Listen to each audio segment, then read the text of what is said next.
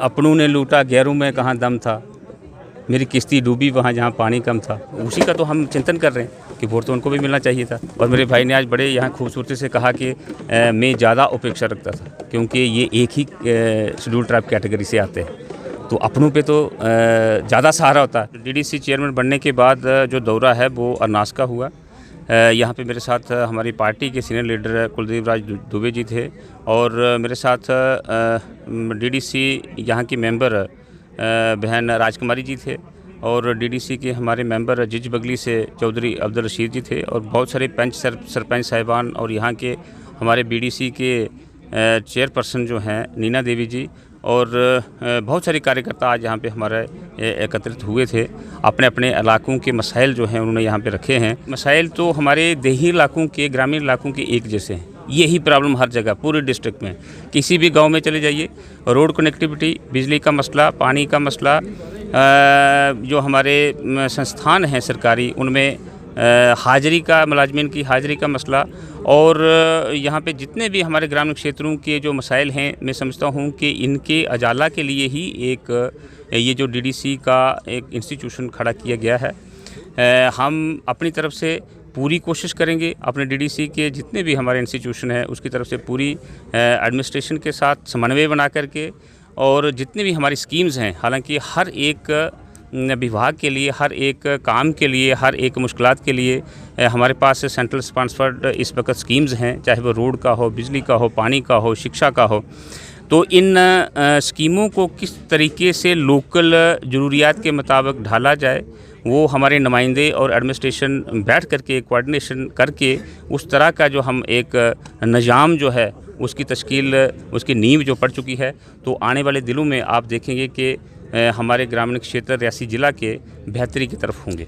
जो आज की सरकार है, केंद्र की सरकार, आपने देखा होगा कि इस वक्त का जो हमारा आगामी बजट है उस बजट में सबसे ज़्यादा अगर कोई एलोकेशन है फंड्स की वो हेल्थ सेक्टर के लिए। ये एक बहुत बड़ी हमारी एक आशा की जो किरण है और मैं समझता हूँ कि पहले भी फंड्स के लिहाज से ये जो संस्थान चल नहीं रहे हैं वो ऐसी बात नहीं कि फ़ंड्स की कोई कमी थी, फ़ंड्स पहले भी थे।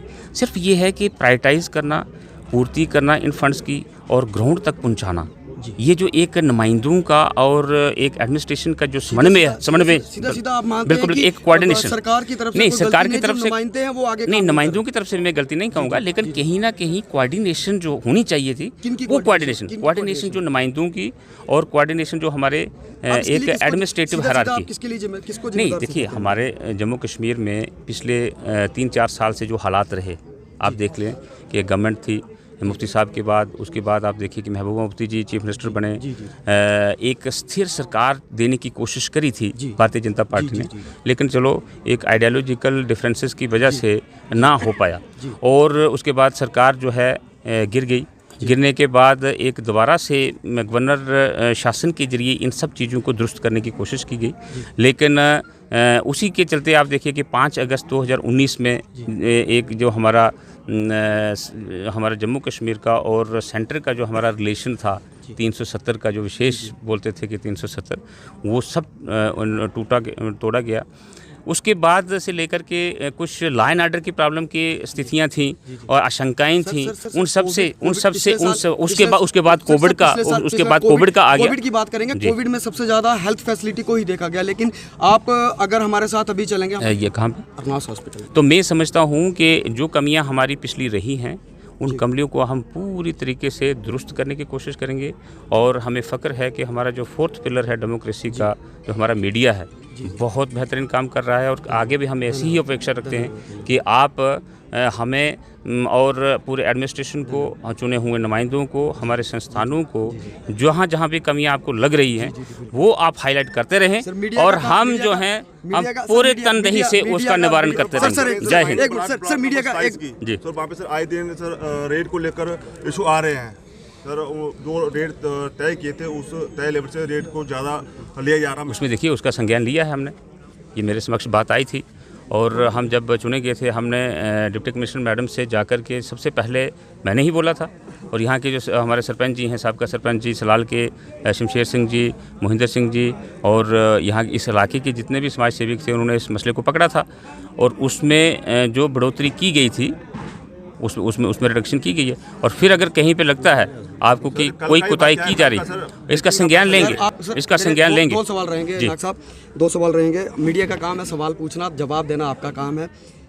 रियासी से चनका 25 किलोमीटर की दूरी है और रमनाथ से चनका 10 किलोमीटर की दूरी है।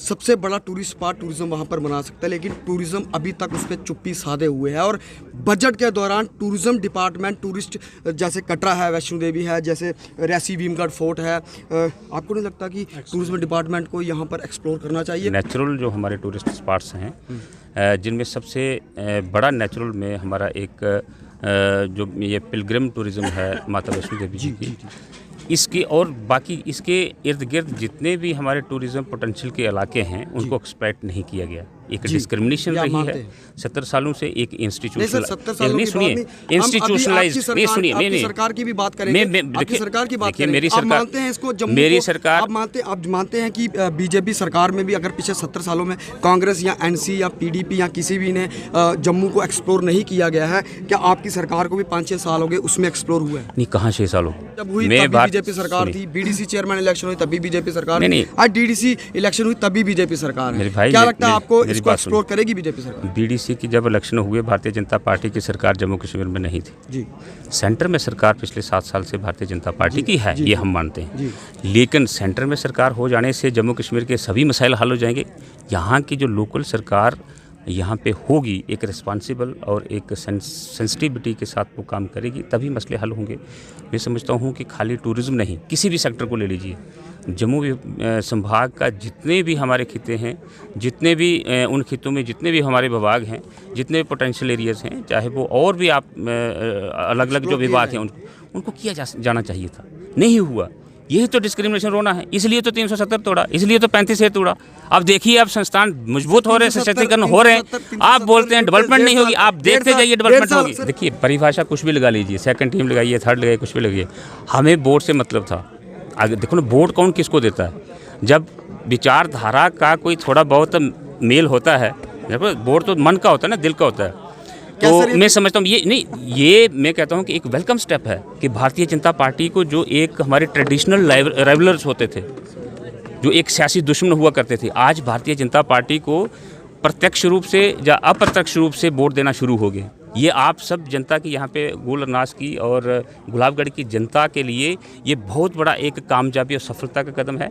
इसी अपने राह पर आप दृढ़ता और निष्ठा से लगे रहिए, सभी वोट देंगे आपको, नेशनल कॉन्फ्रेंस वाले भी देंगे, कांग्रेस वाले भी देंगे, अपनी पार्टी तो दे ही रहे हैं बेचारे, हम उनका बहुत बहुत शुक्रिया अदा करते हैं। हम उसी का तो हम चिंतन कर रहे हैं कि वोट तो उनको भी मिलना चाहिए था। और मेरे भाई ने आज बड़े यहाँ खूबसूरती से कहा कि मैं ज़्यादा अपेक्षा रखता था, क्योंकि ये एक ही शेड्यूल ट्राइब कैटेगरी से आते हैं, तो अपनों पे तो ज़्यादा सहारा होता है।